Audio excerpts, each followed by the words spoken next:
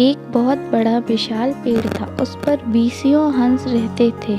उनमें से एक बहुत सयाना हंस था, बुद्धिमान और बहुत दूरदर्शी। सब उसका आदर करते, ताऊ कहकर बुलाते थे। एक दिन उसने एक नन्ही सी बेल को पेड़ के तने पर बहुत नीचे लिपटते पाया। ताऊ ने दूसरे हंसों को बुलाकर कहा, देखो इस बेल को नष्ट कर दो, वरना एक दिन यह बेल हम सबको मौत के मुंह में ले जाएगी। एक युवा हंस हंसते हुए बोला, ताऊ यह छोटी सी बेल हमें कैसे मौत के मुंह में ले जाएगी। सयाने हंस ने समझाया, आज यह तुम्हें छोटी सी लग रही है, धीरे धीरे यह पेड़ के सारे तने को लपेटा मारकर ऊपर तक आएगी। फिर बेल का तना मोटा होने के लगेगा और पेड़ से चिपक जाएगा। तब पेड़ पर नीचे से ऊपर चढ़ने के लिए सीढ़ी बन जाएगी। कोई भी शिकारी सीढ़ी के सहारे चढ़कर हम तक पहुंच जाएगा और हम मारे जाएंगे। दूसरे हंस को यकीन न आया, एक छोटी सी बेल कैसे सीढ़ी बनेगी। तीसरा हंस बोला, ताऊ तू तो एक छोटी सी बेल को खींचकर ज्यादा ही लंबा कर रहा है। एक हंस बड़बड़ाया, यह ताऊ अपनी अक्ल का रौब डालने के लिए अंट शंट कहानी बना रहा है। इस प्रकार किसी दूसरे हंस ने ताऊ की बात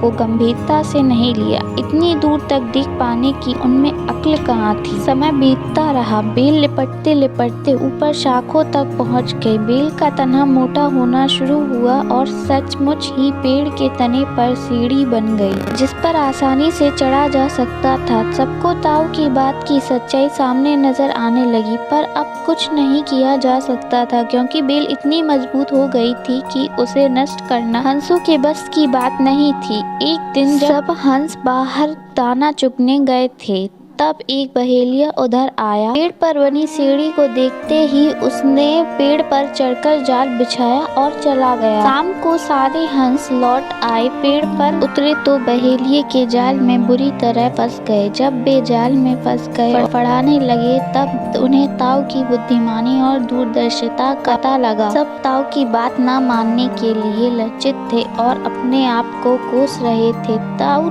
सबसे रुष्ट था और चुप बैठा था। एक हंस ने हिम्मत करके कहा, ताऊ हम मूर्ख हैं, लेकिन अब हमसे मुंह मत फेरो। दूसरा हंस बोला, इस संकट से निकालने की तरकीब तू ही हमें बता सकता है, आगे हम तेरी कोई भी बात नहीं टालेंगे।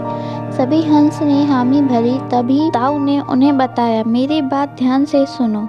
सुबह जब बहेलिया आएगा तब मुर्दा होने का नाटक करना। बहेलिया तुम्हें मुर्दा समझकर जाल से निकाल कर जमीन पर रखता जाएगा। वहाँ भी मेरे समान पड़े रहना। जैसे ही वह अंतिम हंस को नीचे रखेगा, मैं सीटी बजाऊंगा, मेरे सीटी सुनते ही सब उड़ जाना। सुबह बहेलिया आया। हंसों ने वैसा ही किया जैसा ताऊ ने समझाया था। सचमुच बहेलिया हंसों को मुर्दा छप समझकर जमीन पर पटकता गया। सीटी की आवाज के साथ ही सारे हंस उड़ गए। बहेलिया अवाक होकर देखता रह गया। कहानी से सीख, बुद्धिमानों की सलाह गंभीरता से लेनी चाहिए, न कि उनका मजाक उड़ाना चाहिए।